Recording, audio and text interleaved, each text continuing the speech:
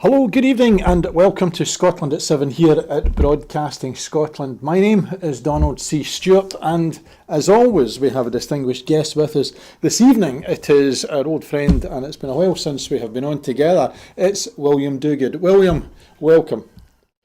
Aye. It's great to be back in the saddle with you here, Donald. Always look forward to Tuesdays with Donald.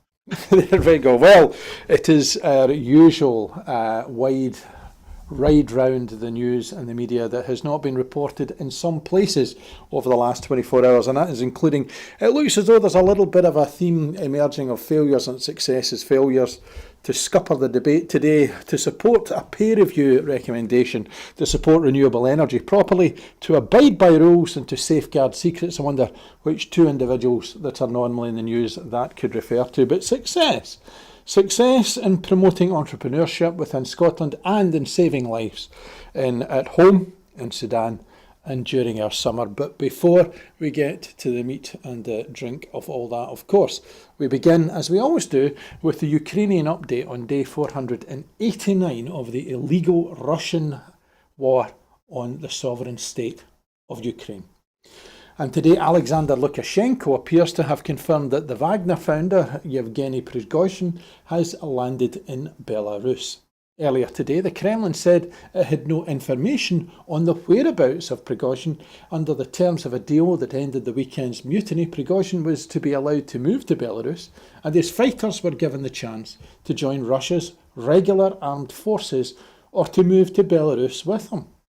Putin has said that the Wagner mercenary group was entirely financed by the Russian state, which spent 86 billion rubles. Now, as a comparison, that's $1 billion on it between May 2022 and May 2023. Previously in public, the Kremlin, of course, had always insisted that this was a private enterprise, giving Russian authorities distance from Wagner activities.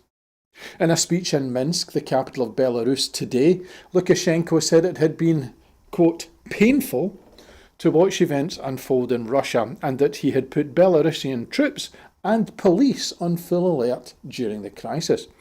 Putin had used an address on Monday night to accuse Ukraine and its Western allies of wanting Russians to kill each other and claim Prigozhin's uprising was doomed to fail, adding that the country showed unity in the face of a treacherous rebellion. Prigozhin released his first statement on Monday since the mutiny, in which he denied his forces engaged in an attempted coup.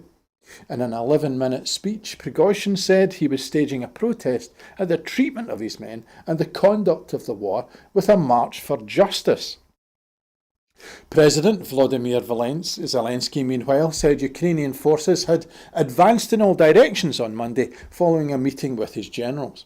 Ukrainian troops are reported to have established a foothold near the Antonovsky Bridge on the left bank of the Dnieper and retook the village of Rivnopil. President Zelensky also visited two areas along the front line in eastern and southern Ukraine on Monday, handing out awards and posing with troops. Alexei Navalny, the imprisoned Russian opposition leader, is ready to continue to fight for an alternative to Putin despite being in solitary confinement and facing new charges that could see him in jail for decades, his friends and supporters have said. The UK Ministry of Defence has suggested in its daily intelligence briefing that for the first time Ukraine may have retaken territory in eastern Ukraine that lies beyond the de facto borders established between the Kyiv government and the self-proclaimed Donetsk People's Republic in 2014. Ukraine's armed forces say they shot down 2 Caliber cruise missiles on Monday night and 7 Shahed UAV drones during attacks by Russian forces overnight.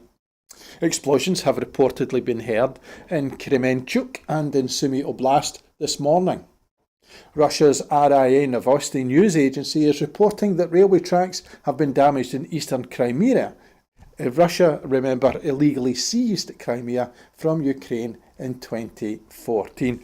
William, it's been an astonishing weekend and last week as well to watch this fragmentation of the sort of Russian forces with their mercenaries and this march upon Moscow. Of course, marches upon Moscow historically have never been successful, but this one seems to have been a singular failure. Maybe it has. We never really knew what on earth was going on when this was all happening. And I'm not really sure I know what's going on now that it's come to a somewhat surprising and perhaps premature end. Is Prigozhin going to get away with it? Is there something for him to get away with? Is it actually a deeper plan? And am I entirely comfortable, and should Ukraine be entirely comfortable with Prigozhin being now holed up in Belarus, with the possibility of bringing together Wagner under the covers a wee bit and then making incursions somewhat later? So I think it's only the beginning of something, but we don't know what it is. It doesn't seem to have done Putin much good, but then again, Putin is renowned for playing very, very long games, and maybe this is just another one. So, as ever, I find it so difficult to unravel what's actually going on in Ukraine, and any real path to things ending, because if Russia is in trouble and if it becomes destabilized, if that is what's happening, that's not necessarily a good thing. It's almost a case of be careful what you wish for, And because what replaces Putin could be worse.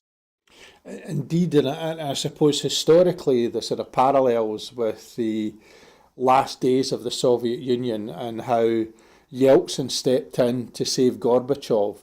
There was a figure there in the wings waiting to manage the transition from what was the Soviet Union into what eventually became the Federated States and Russia. There doesn't seem to be an alternative to Putin. No, there doesn't. Most of them fell out of a window, I suspect, or at least dissidents did. Um, And that is one of the problems. If there is a big, big figure and there's nobody waiting in the wings, what do you get if it falls apart? Or is there a shadowy figure in the wings that we don't know about? That's unlikely, but with Putin really gaining such an iron grip on things, it's perfectly possible that there is somebody. I really would like Russia to be going back to being a decent global citizen at some point soon, though, because I really do not like the sort of increase in the temperature and the saber rattling on all sides of the geopolitics that we're seeing now. And as well as an interesting and fascinating time, it's definitely a worrying time. Indeed, and we go from potentially falling out of windows to an attempt to get a debate to fall out of bed as the Scottish Parliament debated a constitution of an independent Scotland today, led by the Constitution Minister on a written constitution for an independent Scotland. Of course, earlier this month, the First Minister launched the paper outlining the government's position on the need for a modern written constitution for an independent Scotland. Today was the opportunity for the Parliament to discuss the proposal. The motion stated that the Parliament welcomes the publication of creating a modern constitution for an independent Scotland and the opportunity that it sets out for the people of Scotland to directly shape a new, modern and more democratic country with constitutional safeguards for human rights and based on the constitutional tradition of the sovereignty of the people.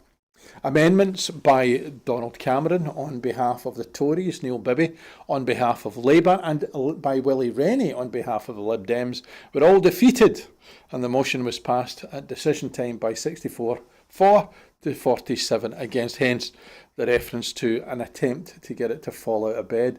The motion was based on the fourth paper which the First Minister had launched in the Building a New Scotland series, which sets out how a written constitution developed by the people in Scotland could put rights and equality at its heart, including by protecting the right to strike and giving constitutional recognition to the National Health Service. Hamza Yousaf, the First Minister, said that an independent Scotland would have a constitution based on the sovereignty of the people and reflect Scotland's values as a modern, democratic, European nation from day one. William, the constitution, obviously, in terms of a written constitution, is very different to what we have in the United Kingdom of Great Britain and Northern Ireland. It's not written. And I suppose that brings its own advantages and disadvantages. But here we have a commitment to things like the right to strike a national health service being embedded in that, that seems a very huge positive in terms of what we would start from day one with. Yes. The Constitution, if when we get to the democratic event, is on the way to being written or is in place and ready to roll, is actually a great campaigning point because we can set out, to some extent, our vision of what an independent Scotland can be. Not necessarily the policies, of course, because they can't come into the Constitution. It's got to be general principles. But it does set out a vision of a country that is very distinctly different from what we currently have within the UK. So it's a good thing that it was debated today.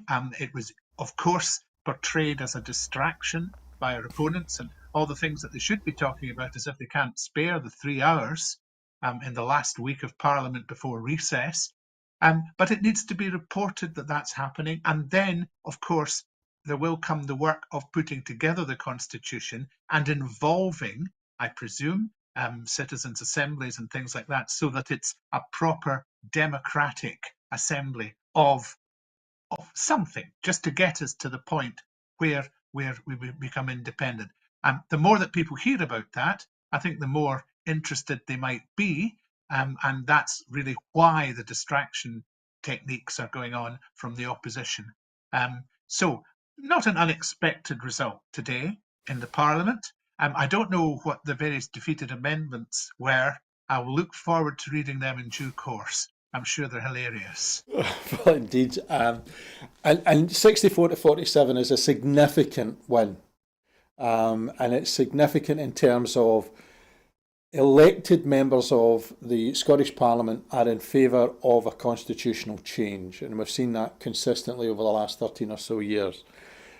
This practical opportunity of putting something on paper, of course, is, as you've just described, a campaigning tool, but also a very real commitment, because I think one of the things that we do suffer from in the UK is hearing about the constitution of a neighbour across the water being used constantly from a time when it was very different to now in order to retain those values of a long forgotten past, whereas this should be more modern, forward thinking, and indeed more European. Yeah, I mean, Scotland is only setting out to be a normal country. That's what it is. And so we fit quite well into the North European type, if you like. That's why Leslie Riddick is so passionate about the Nordics. And of course, our historical trade links are with that kind of neighbour. So yeah, absolutely. Normality, modernity, fitting into the modern Europe and being very much part of modern Europe, not pulling up the drawbridge, which is really out of date behaviour in a big way, and not any way to take part in the much more cooperative world that we're all going to have in the next 20 to 30 years. And moving from pulling up the drawbridge across Europe, we come to something closer to home, where the Scottish Government has decided not to draw up the drawbridge, but to find a way practically of helping people out, because the minimum unit pricing has today been announced had a positive impact on health, and it came from the Drugs and Alcohol Policy Minister, Eleanor Whittam, who welcomed research from the Public Health Scotland, which concludes that MUP, the minimum unit pricing, has saved lives, reduced hospital admissions, and had a positive impact on health.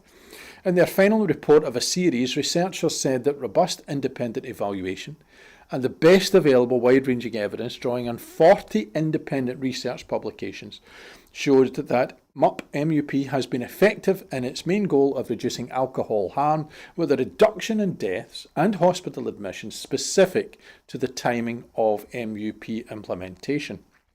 This follows a study published in March by PHS and the University of Glasgow, and I think that we also reported it then, showing that MUP reduced alcohol consumption by 3%. Deaths directly caused by alcohol consumption by 13.4% and hospital admissions by 4.1% compared to what would have happened if MUP had not been in place. Ms Whittam went on to say, "We are determined to do all we can to reduce alcohol-related harm, and as this research demonstrates, our world-leading policy is saving lives, reducing alcohol harms and hospital admissions. Just one life lost to alcohol-related harm is one too many, and my sympathy goes to all those who have lost a loved one." MUP has also contributed to reducing health inequalities. The study found the largest reductions in deaths and hospital admissions wholly attributable to alcohol consumption were seen in men and those living in the 40% most deprived areas. We know that additional support is needed for some groups, including those dealing with alcohol dependence and issues such as homelessness. That's why, alongside MUP last year, £106.8 million was made available to alcohol and drugs partnerships to support local and national initiatives. We will now carefully consider this research as part of ongoing work on reviewing MUP.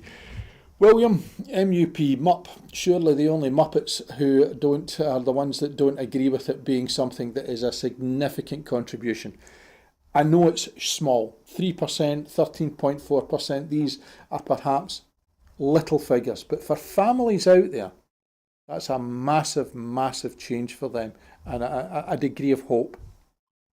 Yeah, it does make a difference. And it was never intended to be the full picture of how we deal with Scotland's disturbing alcohol, and they're still disturbing alcohol death and damage figures. There has to be a more holistic approach, but it's very, very much part of the puzzle. And it's almost strange now to contemplate how controversial it was when it first came in. I mean, for Scotland to be world leading in anything must freak certain people out. And one thinks of poor Jackie Baillie and what she had to go through. Oh dear, not liking the idea one little bit. And I wonder what she really thinks about it now, because it has been a success, not just the success that it was hoped it would be, but slightly better than that. And it just gives us a platform now to bring in some other measures and hopefully continue to improve the health of the nation.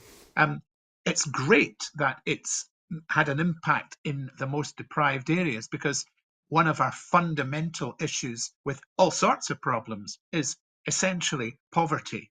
So to have had a measure that helps there, I mean, I'd like to help the poverty, that's the underlying problem, and we have lots of ways of maybe doing that, but at least this has had a positive impact there, and that's a good thing to see. The interesting thing now, and of course the challenge that Reporting Scotland laid down, is that some charities are now asking whether the Scottish Government might increase the minimum unit from 50p to 65p.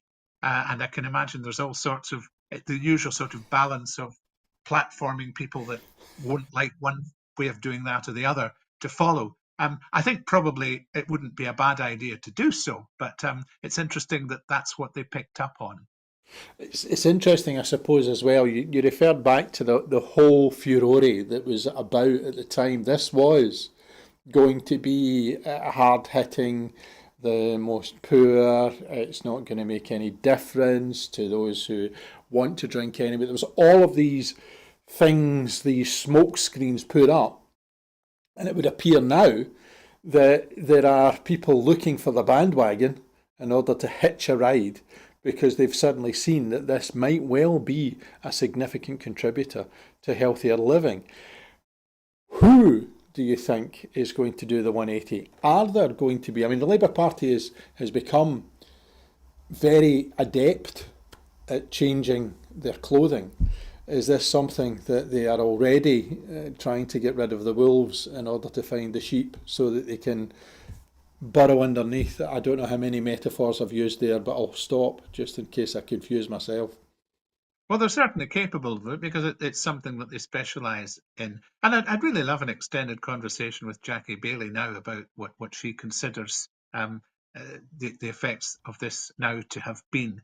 I think it will be a case of, yeah, do this better now, Scottish Government. Pour more money in that you don't maybe have. And it's good but not good enough, and accentuating that. If I were a bandwagon jumper, that's what I'd be doing. But in the meantime, I think we should just be celebrating that, the Scottish Government stuck to it. And as ever, they were told it was going to be a catastrophe. It's going to be a catastrophe for the drinks industry. In fact, the report shows no discernible harm, certainly in general, to the drinks industry. But Scottish Government put it through and looked at it over a period of time, looked at it over 5 years. So it's not like we're just taking some figures out of the wind. We've looked at it over a period. And because it's a 5-year period, some of the effects, you can strip out the possibility that, for example, COVID might have affected some of the figures, because there's at least 3.5 years out of the 5 when that wasn't the case. So it's certainly a valid set of results and can't be gainsaid. So, more power to their elbow. Keep it up is my fading message on that. And we go from something that is part of the puzzle in order to solve a very real problem to something that is rather puzzling to those who are looking on from the sidelines, as Keir Starmer has refused to say whether Labour will implement the public sector peer review body's recommendation. Scottish National Party has said that public sector workers are being abandoned by both the Tories and the Labour Party, as the day after Rishi Sunak had hinted that the UK government could reject independent recommendations to raise public sector pay. Sir Keir Starmer has today followed suit by refusing to say whether the Labour Party would implement public sector peer review body's recommendations. Mary Black said the failure of both parties to commit to easing the financial burden on ordinary people by paying them what they are due showed Starmer and Sunak are two sides of the same coin. Commenting, the SNP Westminster Deputy Leader Black MP said, public sector workers are being completely abandoned by the Westminster parties, demonstrating exactly why Scotland needs independence. Tory cuts, Brexit and economic incompetence have left public sector workers paying an unacceptable price for Westminster rule. The fact that Sunak and Starmer are both refusing to increase their pay shows they are two sides of the same coin. The SNP will press the UK government to accept the independent pay recommendations at minimum, but only by voting SNP at the next election can Scotland protect public sector workers and get rid of unelected Tory governments for good with independence. William, there's a strange thing in here. If you don't accept the recommendations of an independent peer review body, and then as an MP you accept the recommendations of an independent review body, how bad a look is that? But is it that there are some down in Westminster who don't really care? Oh, quite possibly. They've been doing that for years. MPs' pay rises have always been gone through on the nod, because obviously they know how hard they work. But yeah, it's been going on for years. Basically, public sector workers being shortchanged, and particularly in the current economic crisis. It's not even as if the pay review bodies are expected to suggest even inflation matching pay increases. For example, when the recommendations are published next month, I think they're expecting a 6% recommendation for the health services and 6.5% of teachers. And I do not think that inflation will be down to that by next month. Maybe I'm wrong on that, but hey, everybody else has been wrong about inflation for quite a long time now. So yeah, there's always a lot of hypocrisy in what goes on. As far as getting a commitment from the Labour Party goes, I thought two sides of the same coin, by the way, is a very polite way for Mary Black to put it. I'm sure she can think of some other phrases that would work equally well, but perhaps couldn't be broadcast even in Broadcasting Scotland.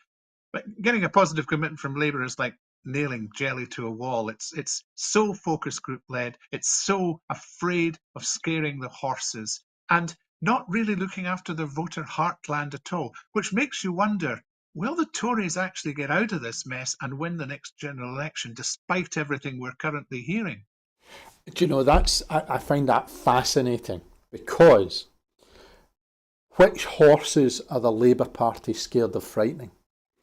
And are they the horses that are going to see them gallop into government? Because I'm not completely convinced. And I think that what Sunak may be playing, and we've talked about, Putin playing a long game. I think that Sunak is playing a long game.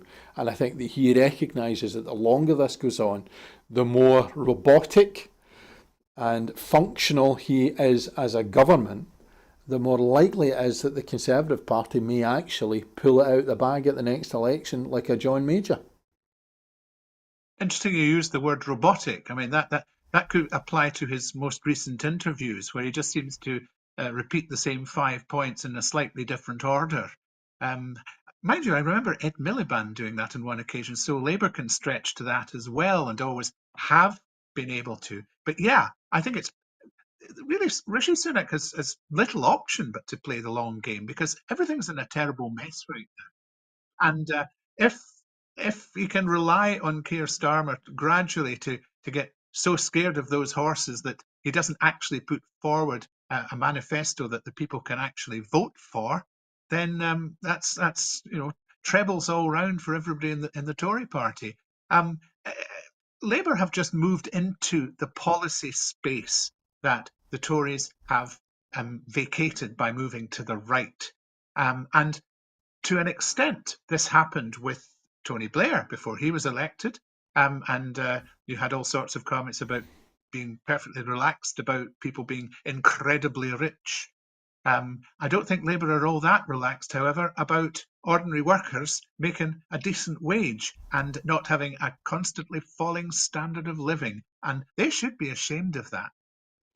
Indeed, and we go from shortchanging the public sector workers to accusations today of the UK government shortchanging the renewable energy industry, as leading energy experts have hit out at Westminster's lack of support for the green energy sector. Almost a year on from the United States President Joe Biden's announcement of a package of green energy subsidies and similar measures from the European Union in February of this very year, the Chief Executive of Hydrogen UK has criticised the UK government's inaction, saying that the United Kingdom has not responded, and that sends a huge message to the industry, which I'd say is already on slightly shaking grounds in terms of its confidence in the government. Climate organisation Uplift added, given that this is ultimately a competition and a race for investment, supply chains and jobs, this just means we end up losing a significant amount of ground. The SNP have said Westminster's slow response is risking leaving Scotland's energy sector behind and demanded that if the United Kingdom government are not prepared to support the renewable energy sector, the powers to provide that support should be transferred to Scotland immediately. Commenting, the SNP's energy spokesman Alan Brown MP said Westminster's delays risk leaving Scotland's thriving energy sector behind while the rest of the world backs the switch to renewables. It's time for the UK government to get serious in backing clean, renewable energy. However, the lack of action from Westminster should surprise nobody. The UK Treasury has milked Scotland's energy sector dry for decades, but when it comes to providing real support for workers and future industries, Scotland is once again at the bottom of Westminster's list of priorities. William, this for me is a critical element of the independence debate. We hear a lot about Scotland being, and we've mentioned it more than once tonight, a world leader. We hear about, we make enough electricity to be self-sufficient, but we're tethered to a tombstone, which is down in Westminster and the politics that is down there. And here again, we find that the UK government are so slow. They're slow behind America, they're slow behind the EU, they're slow behind the passion and commitment that the Scottish government has had. Whither should we go? I don't really know where we go from here. I think there has to be a change of mind from the UK government, or there has to be independence. I'm not even sure that greater devolution is going to help at this stage. I know that's coming into the conversation quite a lot. I'm not particularly happy with it because I think we've demonstrated that devolution is a trap. The UK government has no particular interest in helping Scottish the Scottish energy industry at the moment beyond the oil and gas milch cow that it's had. They have been very, very slow. In fact, it changed course on it a number of years ago. They said, when it started to look as if Scotland might be becoming independent at some point, then, funnily enough, one of the areas in which Scotland specialises was suddenly deprioritised. And once they're finished with the oil and gas, their next stop is the relatively lucrative and expensive area of nuclear power to try and fill a lot of that gap. And they just don't seem to have the interest in moving forward at the pace they need. Now, there's also the possibility that they don't realise quite how much trouble they're in terms of reaching their targets. First of electricity generation being entirely carbon-free by 2035 and then net zero by 2050. Both of those targets are looking rather more long-term than necessity is indicating as we look at yet another very hot summer coming up and warnings even now about what might happen in July. So, as the targets shrink and we approach COP28 in 6 months, the UK is really looking like a laggard. And I don't really think that the current politicians at the top have got the calibre to actually first recognise and secondly deal with that situation. Indeed, and it is that thing as well that the milky cow of the oil and gas up in the sort of northeast, and the way in which the UK government has seen other states, particularly in the Middle East and certainly Russia as well, making a lot of money out of it and being able to bring that into the centre and fund various bizarre and strange things which have included PPE that didn't work and so on down in Westminster during COVID. Nature ain't going to wait. Nature doesn't have a timescale and doesn't have a timetable. And I remember during COVID somebody had put up a story which was basically about the idea that if you think that Mother Nature is going to wait along for you all to do something and then turn around and say, well, you know what? Mother Nature ain't going to stop us driving cars on the road, ain't going to stop us flying planes in the air, ain't going to stop us doing, and then suddenly we get COVID. And it's like Mother Nature sitting listening and handing her beer over and saying, give me a minute. We are being reminded constantly that this is a ticking time bomb. And unless somebody grasps it, that we are going to be left with a withered group of flowers in our hand rather than the blooming flowers of the future that should be for our generations to come. Well, yeah, absolutely no shortage of metaphors there, but they're all very pertinent. Yeah. I, we need constant reminders because we never seem to learn the lessons. We always seem to think, oh yeah, that's a good idea in principle, and then there's the buts, and we can't just, it's unrealistic to just stop oil now. Okay, so tell me what your just transition is, and we don't have an answer to that. We just bandy it about as a phrase. And Mother Nature is not waiting. She has no particular regard for us. She was around before we were around, and she'll be around after. So, it needs a change of mind everywhere, but particularly the UK is wedded to the corporate lobbyists. And if there's one thing that the oil and gas industry specialises in, it's corporate lobbyists. And they won't do the just transition until they can just make as much money out of it as they can. And sadly, that time hasn't arrived yet, and maybe the end of the planet as we know it will have arrived before it. Indeed, and we go from learning lessons in an environmental sense to somebody that doesn't seem to be able to learn lessons. Who could I possibly be talking about? As ECOBA has found that Boris Johnson breached rules over his Daily Mail job, committing an unambiguous breach of the rules when he failed to get permission from the Ministerial Appointments Watchdog before taking a job as a Daily Mail columnist, which has led to calls for reform of the good chaps system. The former Prime Minister was unveiled as a writer for the newspaper earlier this month, but he only told the Advisory Committee on Business Appointments, ECOBA, half an hour before the appointment was made public. Eric Pickles, the Conservative peer who chairs ECOBA, wrote to the government today setting out the case for reforming the rules, as the watchdog currently has no powers to impose a sanction on the former Prime Minister. In his letter to Oliver Dowden, the Deputy Prime Minister, Pickles said Johnson's case was a further illustration of how out of date the rules were, saying there must be sanctions for breaches. They were designed, he continued, to offer guidance when good chaps could be expected to observe the letter and spirit of the rules. If it ever existed, that time is long past and the contemporary world has outgrown the rules.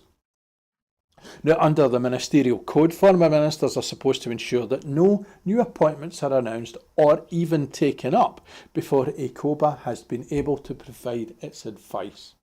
The Mail unveiled Johnson as a columnist a day after a damning report found he deliberately misled the Commons and was part of a campaign to intimidate MPs who investigated him. Now, William, what can you say that's left to be said? And I saw Martin Docherty-Hughes in the debate, the SNP MP, the last person to speak on the debate over the report, the damning report on Boris Johnson, and the frustration he had that the worst you could do is take his wee pass off him.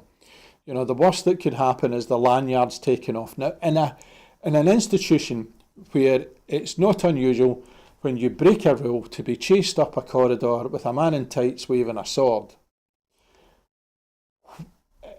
is it bizarre to think that the rules are outgrown by modernity?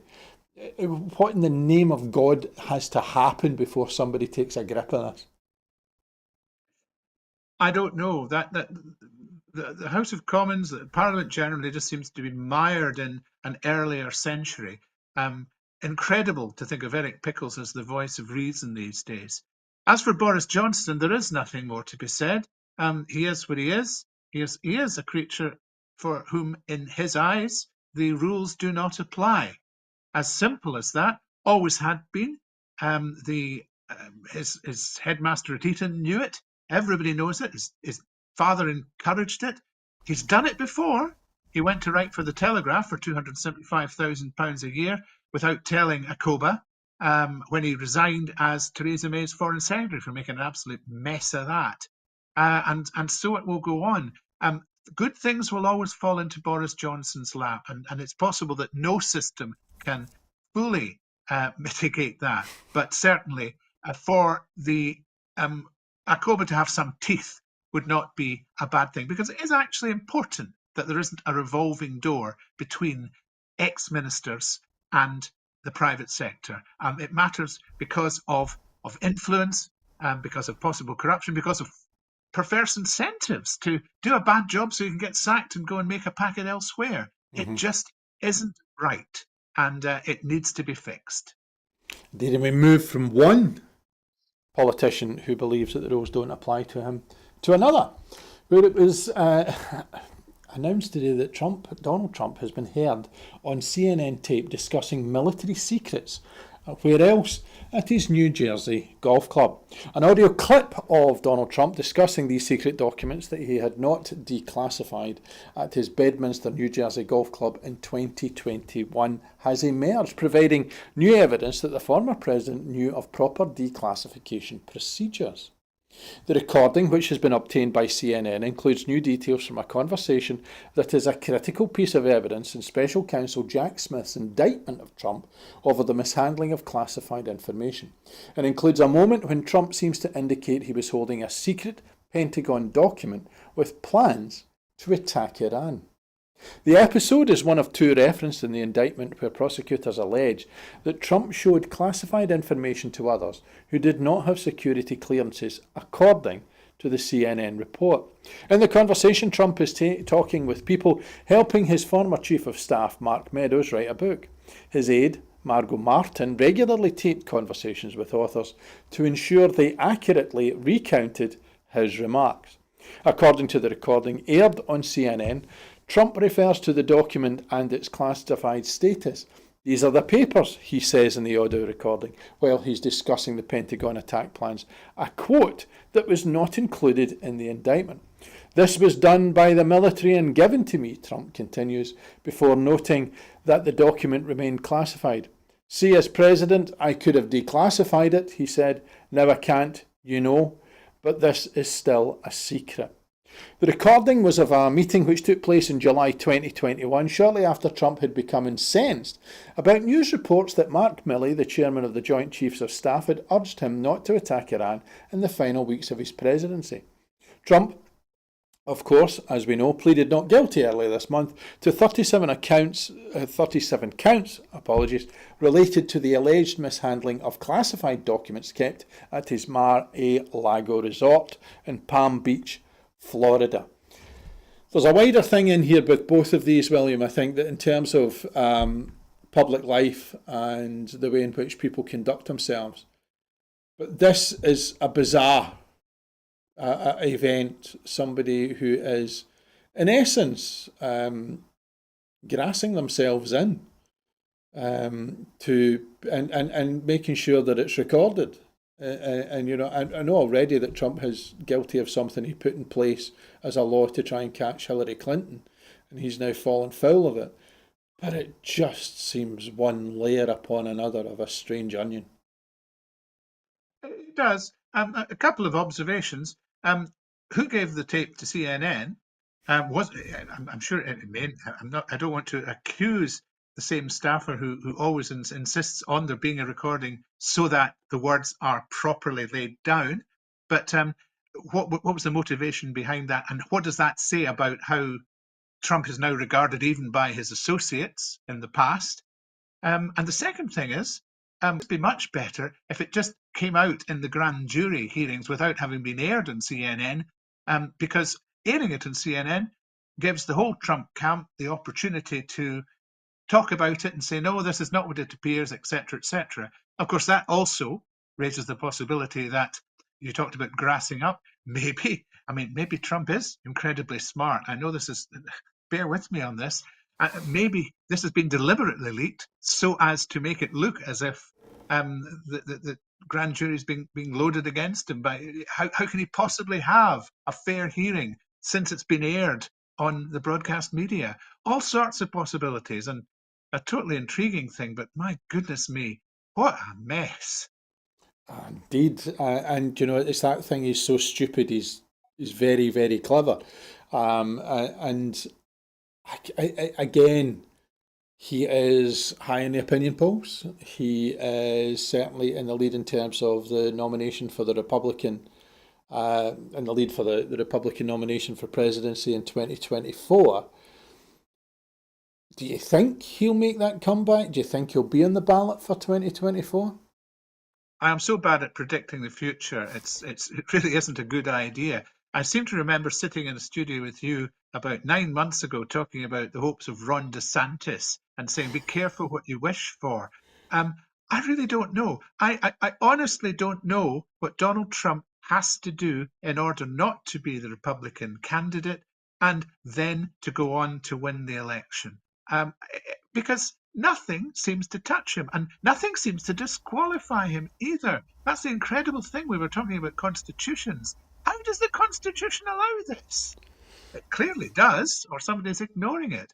So it's going to be a very interesting time to be in the world for the next 2 years, but maybe something to look back on with a little bit of regret. We shall just have to see. One of the and it is a little odd piece of news that I noticed over the last couple of weeks, that the Republicans have tied themselves in such knots that in Utah, when they put in the book policy of not having anything that's likely to corrupt children because it's filled with sex and violence, that several Utah schools have had to ban the Bible. Brilliant. Hoist by your own petard. Multiplied on steroids, all that stuff. Fantastic. You couldn't make it up. It's not worth being a writer. Can't make anything up these days because the world's so bizarre. His satire is somewhat lost. However, we go from the satire of one alleged entrepreneur to the way in which we are looking to build and develop the entrepreneurs in Scotland for the future. as today the First Minister announced a blueprint to inspire the next generation of entrepreneurs, with a 10-year plan to help create world-class entrepreneurial campuses at 45 universities and colleges across Scotland, launched by the First Minister during a visit to a technology campus in Brussels, aiming to support digital transformation. Strengthening global networks and supporting more university start-up businesses is amongst a raft of actions in the Entrepreneurial Campus Plan aimed at inspiring entrepreneurial thinking and improving enterprise skills. A £5.5 million increase in the 2023-2024 University Innovation Fund will help universities deliver the blueprint and Scotland's National Innovation Strategy, while backing their wider efforts to turn world-leading research into important innovations. The Entrepreneurial Campus Report recommendations have included the following within the report. Teaching, firstly, practical entrepreneurial skills as part of the wider university and college curricula. 2, encouraging collaboration between education institutions by strengthening global networks. Thirdly, supporting more spin-out companies to commercialise research and create new innovative products. Fourthly, attracting alumni and experienced entrepreneurs back into colleges and universities as both practitioners and as mentors. The report was drawn up by Ross Tuffy, a business founder and investment who has more than 30 years' experience working with scaling up businesses, and Honorary Professor Joe Little, digital entrepreneur in residence at the University of Stirling. It was commissioned by Chief Entrepreneur Mark Logan in his role as a Senior Scottish Government Advisor. First Minister Hamza Yousaf launched the blueprint alongside Mr Tuffy during the visit to B Central Tech Campus, one of a series of engagements designed to reiterate Scotland's relationship with the European Union and demonstrate how Scotland can work closely with European partners in response to common challenges. First Minister Hamza Yousaf went on to say, publication of this blueprint marks our clear commitment to supporting enterprise and innovation. We can capitalise on the world-leading research and development work that already goes on in our higher education institutions by inspiring and encouraging students and staff to engage with entrepreneurship and innovation learning. This publication also marks an important milestone as a key action from our national strategy for economic transformation, helping maintain Scotland's excellent reputation as a world-class entrepreneurial nation. William, it is exceptionally important that we not only ensure that we are a country which looks after those that cannot look after themselves, but we're also a country that innovates because we have a history of innovation. We have always been at the forefront of looking for new ways and new things to do, and this would appear to be a very secure investment in that. Yeah, this is something we were already good at. Let's get better, because we might have to be better in the next few years. And it's very encouraging to hear about it, because part of becoming independent is to unleash this sort of thing in an even greater way than it's currently being unleashed. We're going to have to be innovative, and we're going to have to support that innovation with clever ways of doing business in order really to make our way in the new world. In much the same way as Estonia was forced to do, and certainly it was its younger generation, Leslie Riddick is very good on this, that drove that. In so many ways, and particularly the technical side. It's the same here, except it's something we already do, and this is a way of maybe doing it better, and that's great. And as a sideline, lovely of Hamza to announce it while visiting Belgium. Alistair Jack must be feeling about that. Talking in a foreign country about what Scotland can do, dreadful. Should be punished for that.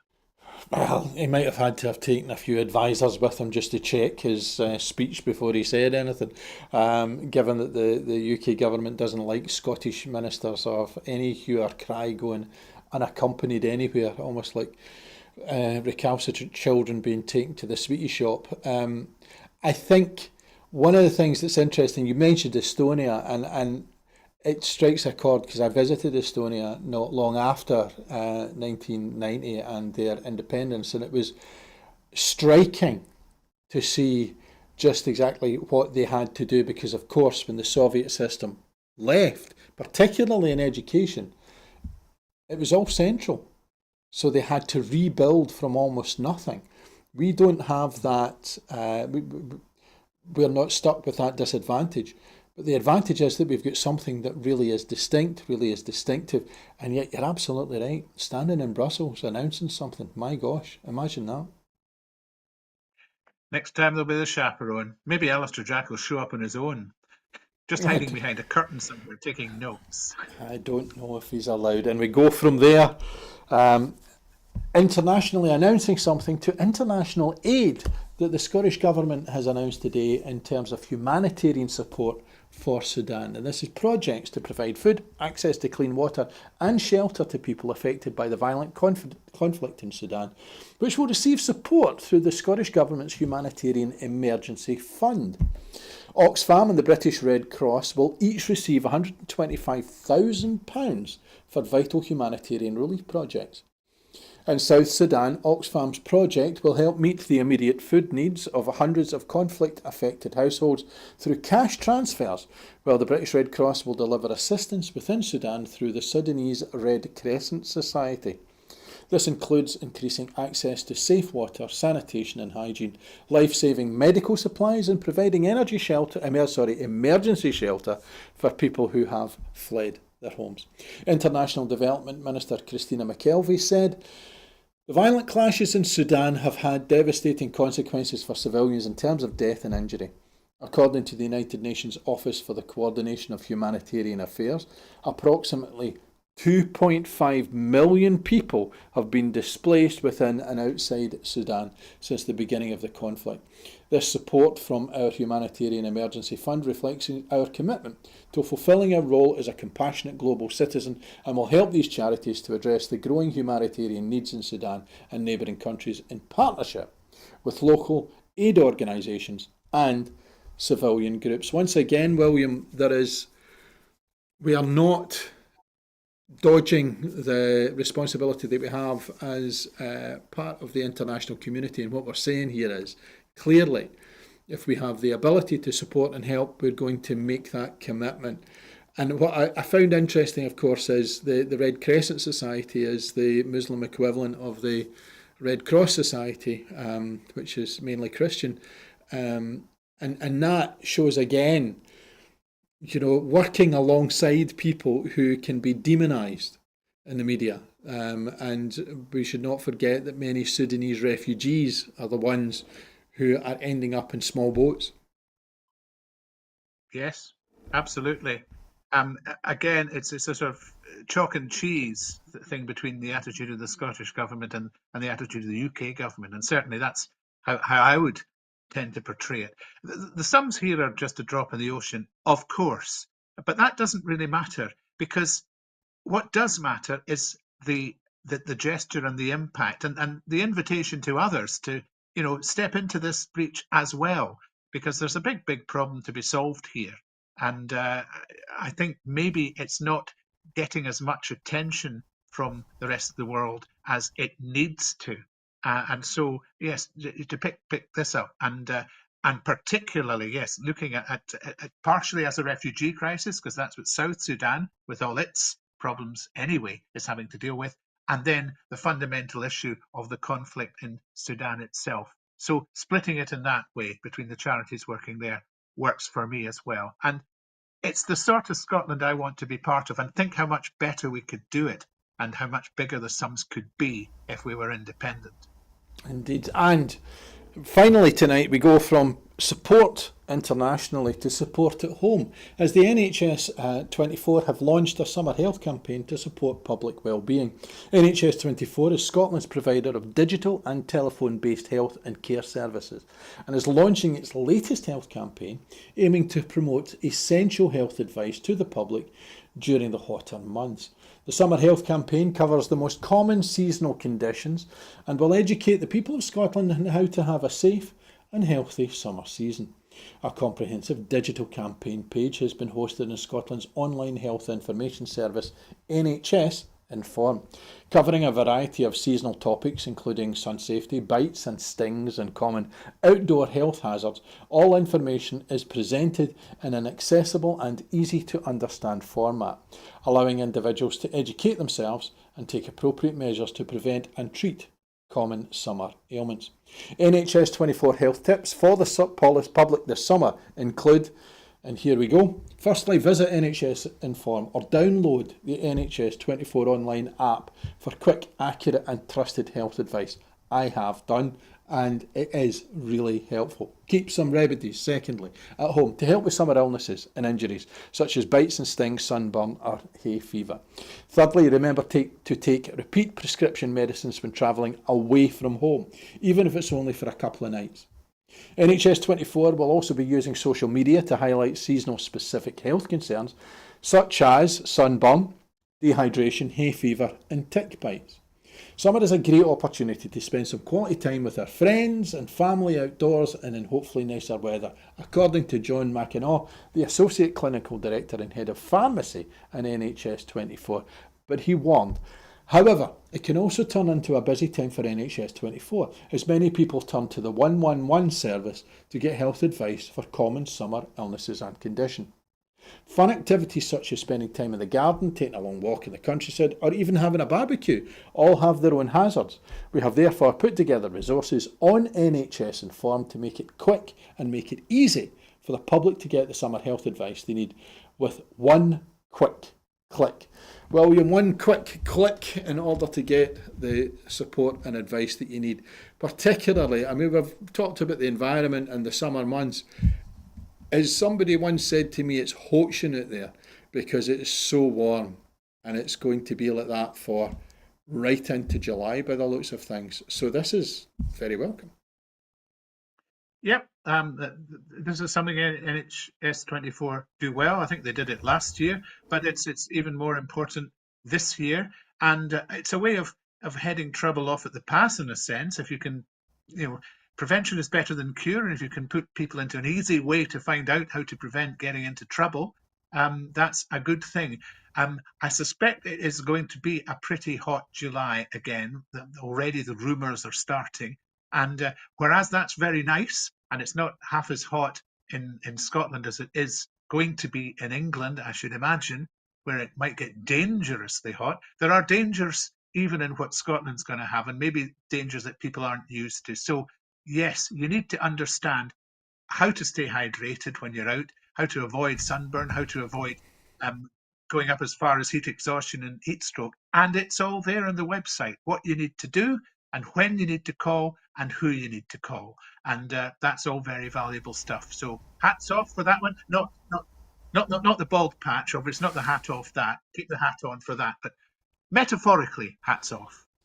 Indeed, and that is it for this evening. But before I get into my usual peroration, let me thank William. It's great to have you again. Good to meet up again, and hopefully not too long before the places side by side once more. That would be great. Thanks very much, and all the best to you too, Donald.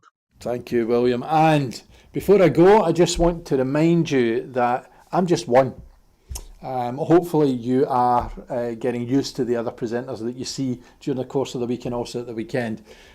Because here at Broadcasting Scotland, we're here because we depend upon the generosity of our supporters. So to everyone, as usual, who has donated or has signed up to make a regular monthly payment, on behalf of everybody here and those who are not here tonight but will be on your screens during the course of the rest of the week, thank you very much.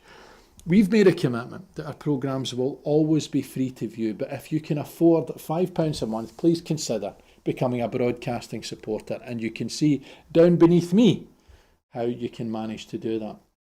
We've set ourselves a target of adding 10,000 new subscribers to enable us to employ staff to make more programmes like this one tonight.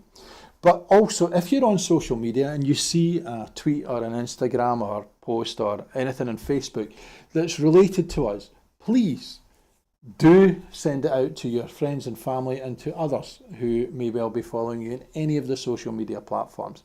And if you're interested in not just helping us in terms financially, but also if you're interested in volunteering, please don't hesitate, whether it be in front of the camera or behind it, to make contact, and you'll find all the details below me here as to how to manage to do that.